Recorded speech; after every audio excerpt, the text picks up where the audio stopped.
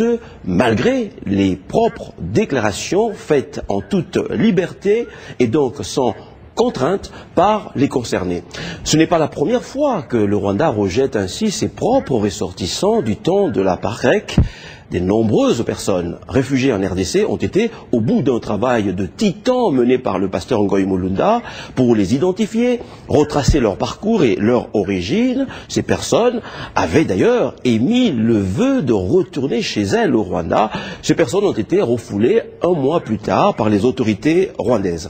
La nationalité rwandaise des rebelles du M23, comme ceux des FDLR, ne fait pourtant aucun doute.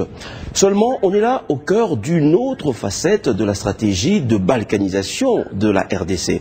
On sait très bien que derrière la politique de Kigali de requalifier ce que toute la communauté internationale considère comme une agression en conflit interne entre des militaires des FARDC, se cachent beaucoup de conflits qui ressurgiront plus tard et que le Rwanda voudrait tourner à son avantage dès maintenant. Les nombreux déplacements de notre population à l'Est, lesquels sont occasionnés par les M23 et les FDLR, créent des vides. Et ces vides sont remplacés par des personnes qui s'autoproclament de nationalité congolaise, d'où des conflits fonciers inévitables à court et long terme.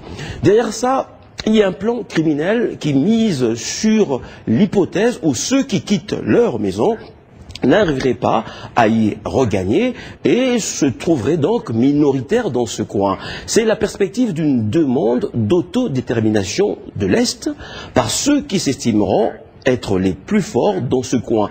C'est un des plans A, B ou C, qui sais-je encore, mais c'est un plan qui existe pour arriver à la balkanisation de la RDC. Face à cela, et conscients de ce risque, les élus du sud Kivu proposent d'ériger un mur à la frontière entre le Rwanda et la RDC. C'est une des solutions, ce n'est pas la seule certes, mais c'est une solution non négligeable qui répond à une réalité. Et elle vient des gens qui sont exaspérés et qui veulent des solutions efficaces. Le danger serait d'écarter rapidement cette proposition en minimisant le danger qui guette le pays.